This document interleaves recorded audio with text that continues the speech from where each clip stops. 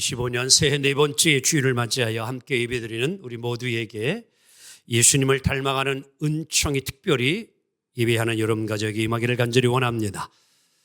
오늘 이 아침에는 이제 25년도 표어가 하나님의 영광을 위하여인데 실천상으로 첫 번째는 하나님의 영광이 가득한 충만한 예배의 말씀으로 은혜를 나누었고, 지난주에는 사랑으로 서로 섬기는, 그러므로 통하는 그러나 이제 사귐과 교제에 대한 말씀을 나누었습니다. 오늘은 세 번째 실천 사항으로서 예수님을 조금씩 닮아가는 훈련이라 또 교육이라 이런 제목으로 함께 은혜를 좀 나누고 싶습니다.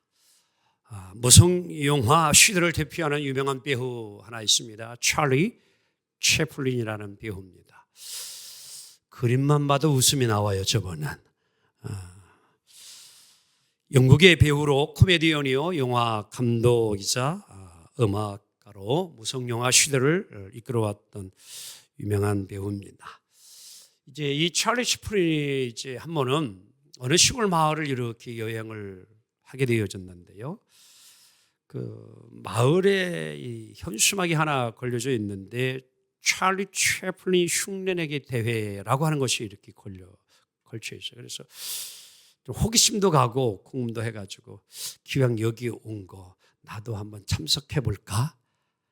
그래가지고 이름도 밝히지 않은 채 이제 함께 참석하게 되어집니다. 당일이 되어서 많은 사람들이 인파가 몰려왔습니다. 참가들이 한 명 한 명 무대로 나와서 열심히 찰리 채플린을 흉내내기를 시작을 합니다. 채플린도 역시 이제 영화의 배우이잖아요. 본인은 특별히 분장할 것도 없지만 또 이제 나름대로 이제 최고의 연기를 펼쳤습니다.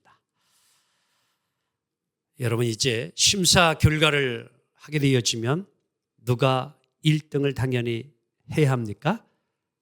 찰리 채플린 해야 되죠. 그런데 이상한 결과가 나왔습니다. 찰리 채플린은 3등 했습니다. 이야기가 뭡니까? 찰리 채플린보다 더 닮고 더 흉내를 잘 내고 더 잘한 두 사람이 더 있었음을 우리에게 이야기해 주고 있습니다. 찰리 채플린도 자기가 볼 때에도 그 흉내내는 그러한 이들을 보고 참 놀랐다는 거죠. 어쩌면 저렇게 나와 같이 똑같이 말도 그리고 표현도 저렇게 할 수 있을까? 놀람을 금할 수 없었다는 것이죠.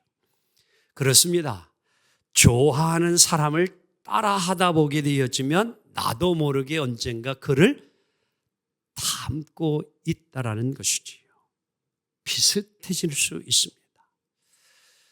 오늘 예수님을 사랑한다고 하는 우리들, 예수님을 믿고 또 닮고 싶다고 하는 우리들도 어떻게 하면 그럼 예수님을 더 닮아갈 수 있을까요? 그것은 말씀에 여러분 진리를 늘 묵상하며 우리가 기도로 서로 대화를 오래 하다 보면 주님 닮게 되리라 믿습니다. 누구보다도 주님을 닮아가기를 열망하는 우리 모두가 되기를 소망합니다.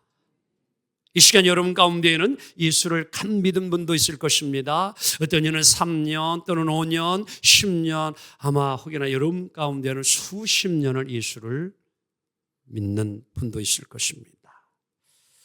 하지만 묻고 싶습니다. 예수님을 얼마나 여러분 닮았나요? 여러분의 모습 속에서 얼마나 예수 닮았다는 이야기를 듣고는 합니까? 우리 모두 예수님을 닮기를 원하는데, 그러면 예수님을 닮는다는 것이 과연 무엇일까요? 먼저는 예수님의 삶을 닮는다는 것입니다. 즉, 라이프 스타일이에요, 스타일. 예수님의 삶, 라이프예요, 라이프. 자, 오늘 2장 5절 함께 볼까요? 시작. 너희 안에 이 마음을 품으라 곧 그리스도 예수의 마음이. 여러분, 예수를 닮길 원하면 우리는 예수 마음을 가지면 됩니다. 예수 마음을 갖는 게 중요해요. 우리가 잘 알고 있듯이 예수님의 삶을 보면은 예수님은 주로 가난한 사람, 또 소외된 사람, 그리고 당시 또 아프서 병들어 있는 사람, 이런 사람들을 많이 만나고는 했습니다. 그러면 예수님은 전혀 가진 자, 배운 자, 권력 있는 자를 만나지 않았느냐? 그렇지는 않습니다. 예수님도 다 관원도 만나고 바리새인, 사두개인, 얼마든지 실력 있는 그 당시 율법사들도 늘 만나서 대화도 나누었습니다.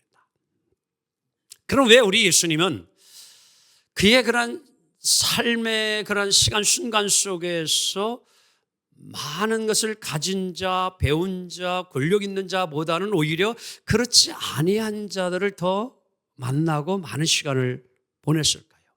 이유가 있지 않을까요?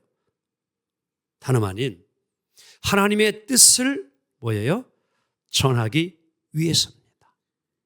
이렇게 살아가는 것이 예수님의 삶을 통해서 살아가는 것이 하나님의 뜻을 이루는 것을 우리 하나님은 잘 알기 때문에 그 모범을 보이기 위해서 그 삶을 살았다는 것이죠. 한번 여러분에게 묻고 싶습니다. 여러분, 이 세상이 공평하다고 생각하십니까? 아니면 불공평하다고 생각하십니까? 네? 아마 많은 분들이 저를 비롯하여 공평하다고 생각하기보다는 뭐하다? 불공평하다라고 많이 생각을 하고 그렇게 말도 하고는 합니다. 왜 이 세상에 여러분 살기가 어려울까요? 과학이 발달하지 못해서 지식이 부족해서 이 세상 살기가 어려운 건가요? 그렇지 않습니다. 세상은 끊임없이 발전해 왔습니다. 정말 우리의 생각을, 우리의 상상을 초월할 정도로 너무나도 급속한 발전을 이룬 것이 오늘 인류 사회입니다. 따라가기 어려울 정도로, 따라가기 버거울 정도로 너무 엄청난 속도로 발전해 왔습니다. 근데 살기가 쉽지가 않아요. 점점 세상은 과거보다도 더 각박해져 가고 있다라고 이야기를 합니다. 왜 그럴까요? 우리의 탐심이 사라지지 않는 한 과학이 발전하면 오히려 발전할수록 이 세상은 앞으로는 더욱더 부익부, 빈익빈의 현상은 더 날로 심화되어지고 극화가 되어질 것은 틀림이 없습니다. 삶은 이전보다 조금 편리해질 것입니다. 하지만 점점 어려워질 것입니다. 사람들의 입에서 나오는 말이 살맛 난다, 참 살기 좋은 세상이다 라고 하는 말보다는 왜 점점 살기가 더 어려워지고 있나? 그렇지 않을까요? 문제는 과학이 아닙니다. 의술이 아닙니다. 60년, 고려장 시대가 그렇게 오랜 세월이 아닙니다.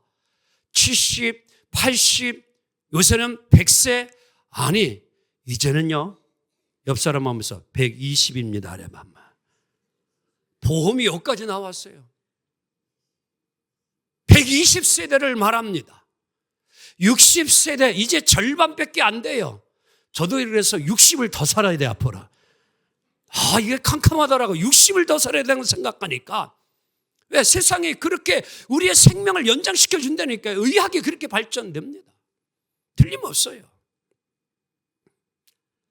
근데 뭐가 문제예요? 과학이 문제예요?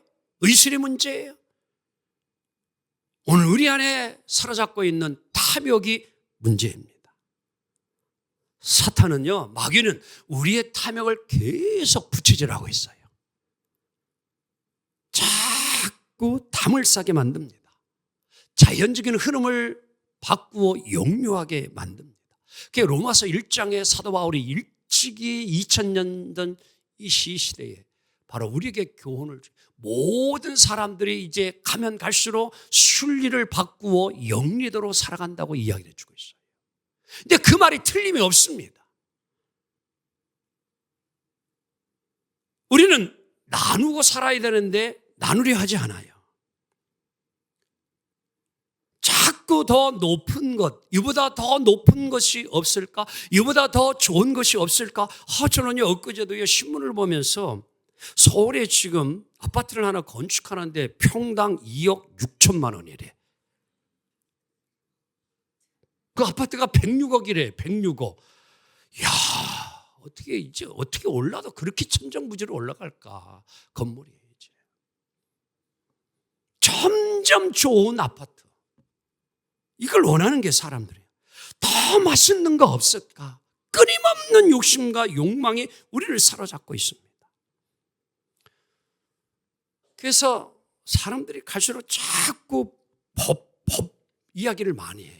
요즘처럼 법에 대한 이야기를 많이 하고 사는 적이 없는 것 같아요. 여러분, 법이라는 이 한자의 단어의 의미가 무엇인 줄 압니까? 어떤 뜻이냐면요, 물 숫자에다가 흐르는 것자예요. 갈 것자라는 쓰는 거예요. 이게 법대로 여러분 산다는 게 뭐냐면 원칙대로 순리대로, 이게 법이에요. 다른 게 법이 아니고요. 그냥 물 흐르는 대로 자연스럽게 순리대로 살아가는 것이 법을 따르고 지키며 살아가는 거다라고 우리에게 뜻을 설명해 주고 있습니다. 우리 한번 고백해 볼까요? 순리대로 삽시다. 물이 흐르는 대로 살아야 된다는 거예요. 노자의 도덕경 8장에는 이런 말이 있어요. 상선약수라는 말이 있어요. 가장 아름다운 인생은 뭐처럼 사는 거다? 물처럼 사는 거예요. 물처럼 사는 거예요. 물 흐르듯이 살아가라는 거예요. 일찍이라서 구약의 아모스 선지자는 바로 삶을 이렇게 우리에게 교훈해 주고 있어요. 오직 시작, 오직 정의를 모같이 물같이 공의를 마르지 않는 강같이 뭐하게 하라? 흐르게 하라는 거예요. 의가 어떻게 이루어져야 되느냐? 물같이 강같이 흐르게 하는 것이, 이게 바로 정의의 삶이요 공의의 삶이라고 오늘 아모스 선지자는 우리에게 교훈해 주고 있습니다. 오늘 우리는 물을 통해서 진리를 깨달아야 합니다. 물은 멈추지가 않습니다. 한번 따라 할까요? 흐르는 물은 절대 썩지 아니한다. 믿습니까? 어떤 물이 썩어요? 고인물이 썩습니다. 흐르는 물을 썩었다고 이야기하는 사람이 없어요. 물이 흐르면 절대 그 물은 썩지 않아요. 항상 고여있는 것이 썩게 마련입니다. 물은 끊임없이 높은 곳에서 낮은 곳으로 흐르게 되어 있습니다. 인간이 문제예요. 인간은 자꾸 이 물의 흐름을 뭐해요? 자꾸 역류해가지고 뭐해요? 거꾸로 올려버립니다. 자꾸 역류해버려요. 자연의 흐름을 막아버립니다. 왜 오늘 재앙이 오늘 우리에게 많아진 줄 알아요? 하나님의 자연의 섭리를 인간이 거스르기 때문이에요.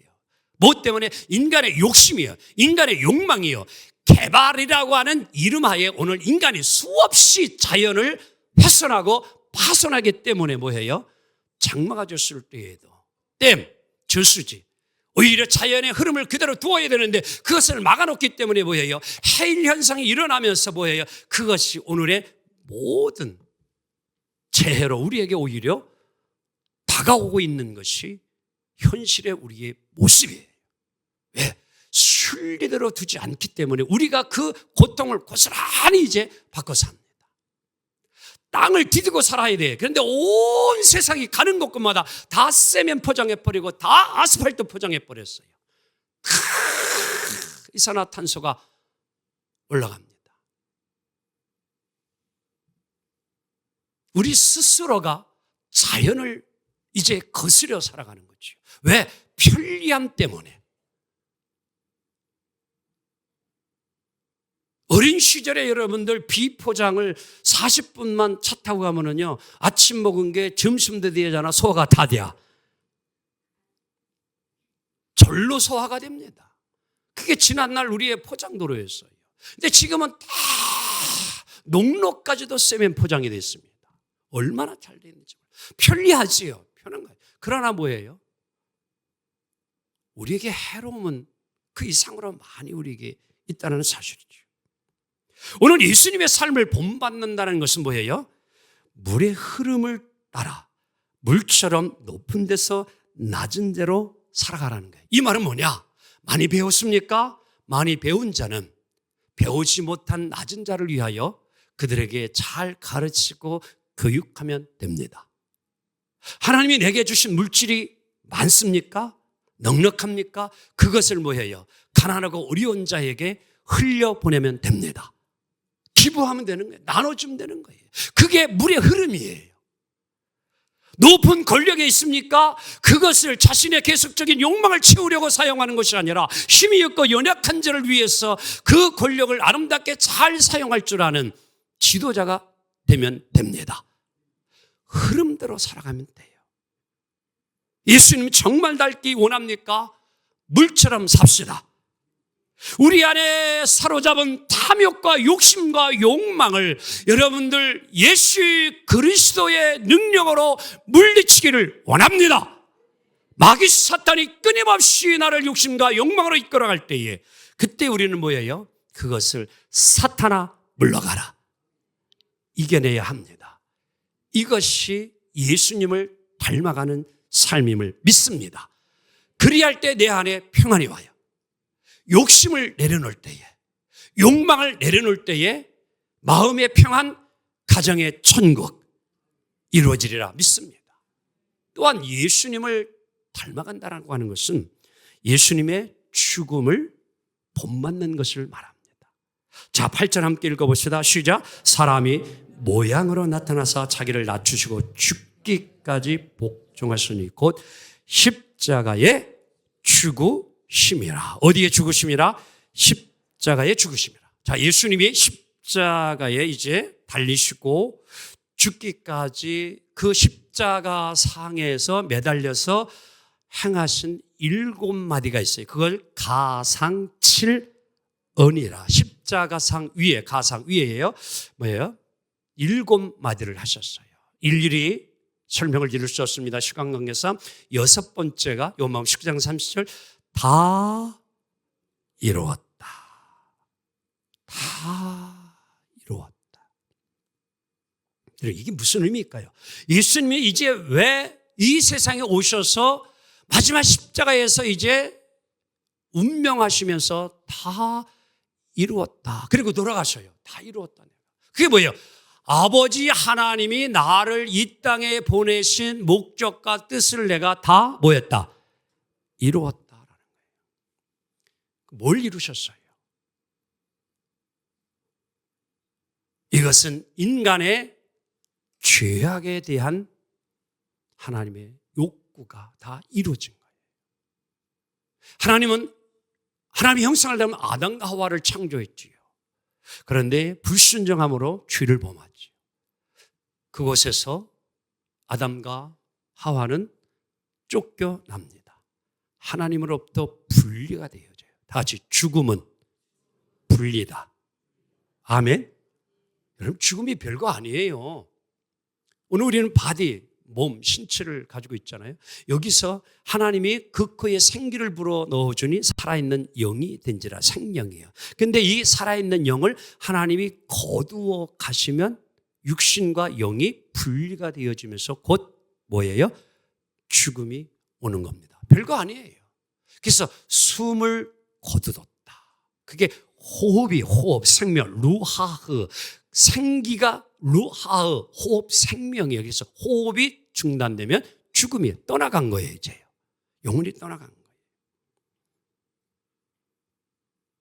근데 우리 하나님은 이러한 죄된 인간을 너무너무 사랑하기 때문에 구원을 시켜야 되는데 어떻게 하면 이 인간을 구원할 수 있을까? 그래서 하나님이 구약에 행하신 일이 뭐예요? 인간의 죄를 대신하여 죄물로 대신 죄에 대하여 죽고 살게 하는 제사를 행하시게 한 거예요. 그래서 양이나 소나 염소와 비둘기가 뭐예요? 형편에 따라서 제물로 죽음으로 뭐예요? 죄의 씻음을 받고 용서를 얻게 되어지는 거예요. 그 구약의 그런 제사와 제물이 신약에 와서 이제 한 번에 이 모든 것을 완성하신 분이 있는데 그분이 바로 예수 그리스도이십니다. 제물이 되신 거예요. 예수 그리스도. 화목 제물이 되어졌어요. 그래서 구약의 여러분 제사와 제물은 예수님의 그림자예요. 예표예요. 상징이에요. 아파트를 여러분들 분양받기도 전에 먼저 우리는 그 아파트를 분양받고 싶은 이들은 먼저 어디에 가서 뭐를 볼까요? 모델하우스를 보는 거예요. 앞으로 이렇게 아파트를 질 것입니다.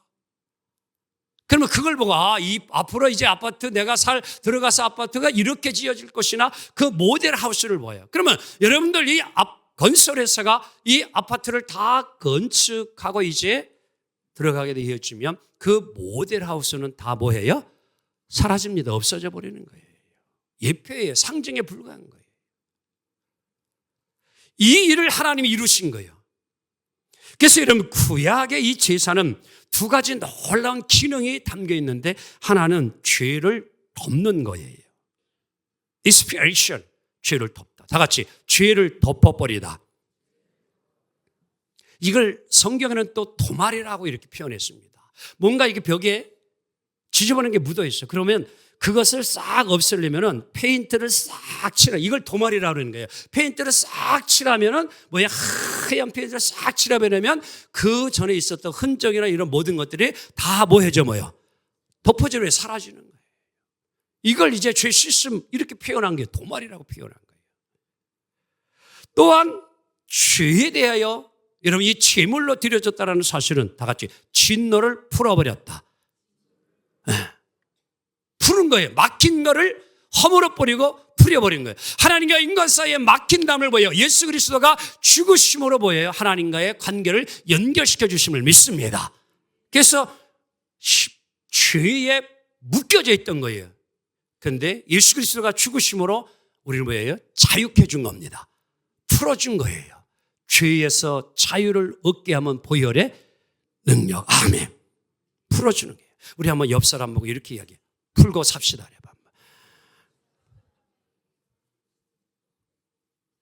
풀고 살아야 합니다.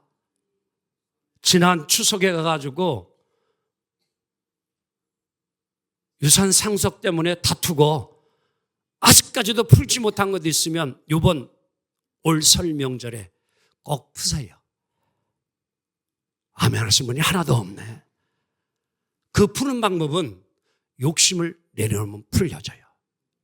욕심을 내려놓지 않는 이상 절대 형제간에 묶였던 것들 풀리지 않습니다. 하지만 누군가가 죽으면 풀려져요. 내가 낮아지면 풀려지고 내가 욕심 내려놓으면 풀려져요. 100% 풀려집니다. 이게 화해예요. 이게 화목이에요. 예수님은 바로 이것을 이루어 주신 거예요. 우리가 예수님을 닮아간다고 하는 것은 화해하는 삶이에요. 화목하는 삶이에요. 여야가 지금 화목해야 합니다. 서로의 욕심만 당리당략에 얽매이지 말고 조금씩 양보해야 돼요. 노사가 조금씩 내려놓고 양보하면 협의가 되어지고 합의가 되어지고 풀려져요. 의사 대란, 의료 대란 풀려집니다. 정부 그리고 의사협회 서로 모여서 조금씩 내려놓자 이런 얘기예요. 조금씩 양보하자 이런 얘기예요. 어떻게 가장 좋은 방안 있을 수 있습니다. 그리고 화해예요. 화목하면 풀립니다. 왜 안 됩니까? 자기 욕심밖에 모르기 때문에. 우리는 정신 차려야 합니다. 다른 데 있지 않아요. 내 가정, 감은 안 풀리는 거 다른 데 있지 않습니다. 화해가 사라졌어요. 화목이 사라졌어요. 진리입니다. 예수님이 이 땅에 우리에게 보여준 삶은 서로 화해하고 화평하며 살아라는 거예요. 그게 우리들이 예수님을 닮아가야 될 두 번째 삶입니다. 이 삶을 통하여 이웃과 화평하고 가정과 화평하고 우리 옆 사람에서 여보 잘 살아봅시다. 그거 부부간에 지금도 얽힌 거 설키고 막힌 거 많아요. 말 안 해서 그렇지요. 풀어야 합니다. 세 번째, 예수님을 닮아간다는 건요, 예수님의 기도를 닮은 걸 말해요. 자, 우리 한번 2장 11절 봅시다. 시작. 모든 입으로 예수 그리스도를 주라 시인하여 하나님 아버지께 영광을 돌리게 하셨느니라. 요한복음 14장 13, 14절 시작. 너희가 내 이름으로 무엇을 구하든지 내가 행하리니 이는 아버지로 하여금 아들로 말미암아 영광을 받으시게 하려 함이라. 내 이름으로 무엇이든지 내게 구하면 내가 이렇게 예수님의 이름으로 기도해야 돼요. 자, 마태복음 26장 42절 시작. 내 아버지여, 만일 내가 마시지 않고는 이 잔이 내게서 지나갈 수 없거든 아버지의 원대로 되기를 원하나이다. 아버지, 옆 사람 보면서 형님대로 되소서 그래봐 한번. 아니, 동생대로 될 거야 그래봐 한번. 그럼 끝나지 않았어요, 그렇죠? 내 원대로가 아니라 형님 원대로 하세요. 동생 원대로 하세요. 형님 먼저, 아우 먼저. 우리 예수님, 내 뜻은 이 쓴 잔을 나 마시고 싶지 않아요, 하나님 아버지. 좀 옮겨주세요. 따라, 이거 꼭 내가 마셔야 됩니까? 나 이 쓴 잔 십자가에 죽고 싶지 않아요. 죽고 싶지 않아도 죄의 욕구를 충족해 줄 수 있는 일이 있다면 하나님 그 일을 행하지 꼭 내가 왜 십자가에 죽어야 합니까? 어떻게 해야 할래요, 여러분들? 나는 죽고 싶지 않아요. 근데 아버지의 뜻은 네가 십자가에 죽어야 된다는 거예요. 자, 여기서 이제 기도의 단계를 깨달아야 합니다. 예수 믿는 사람들은 다 기도를 합니다. 근데 기도가 한다고 해서 다 똑같은 내용이나 수준은 결코 아니에요. 자, 기도는요, 네 가지 단계인데 첫째는요, 초보적인 단계는 빈 말의 단계예요. 이게 공허리, 헛되다 이런 얘기예요. 한마디로 고백해 봅시다. 마음에 없는 기도. 한번 옆 사람에서 마음에 없는 얘기 좀 하지 마 그래 봐. 우리 그렇게 살지 않아요, 어떤 때? 마음에는 하나도 없으면서 빈말이야, 빈 껍데기요. 정말 속은 전혀 그렇지 않으면서 그냥 말만, 헛된 말. 오늘 여름가족의 기도가 하나님 앞에 이 기도하면 안 됩니다. 주기도문 한다고 해서 마음에도 없는, 전혀 생각도 없는 이 기도, 이거는 빈말의 기도예요. 헛된 기도예요. 마음에 없는 기도. 이거 주님 기뻐하지 않아요. 두 번째는요, 독백의 기도예요. 독백의 단계. 기도를 하긴 하는데 하나님과 뭔가 통하는 기도를 하는 것 같은데 혼자서 치만 따따따따따 하고 하나님 알았지요? 끝. 안녕. 이게 뭐냐? 일방적으로 내 소원만 다 하려는 거예요. 그리고 상대방은 전혀 받아주지 않았어요. 상대방은 이해도 하지 않았어요. 상대방 오케이도 하지. 그런데 혼자만 치게 하나님 이렇게 이러면서 누군가 만나서 이야기를 했어요. 그래서 제가요, 죄송해요. 혹은 오해는 하지 말아요. 참 부임해가지고 막 교회 어려울 때 막 기획을 열어놓고 이전을 해야 되냐 말아야 되냐 막 하면서 우리 교회원들이 교회가 새로운 성전을 이전을 해가야 뭔가를 달라질 수 있고 이제 부흥되고 영광 돌릴 수 있습니다. 여러분 이제 갑니다 하니까 알아슈 그러더라고 다들. 그래서 정말 가려고 하니까 그건 너만 한 걸고 우리는 승낙을 안 했다는 거야.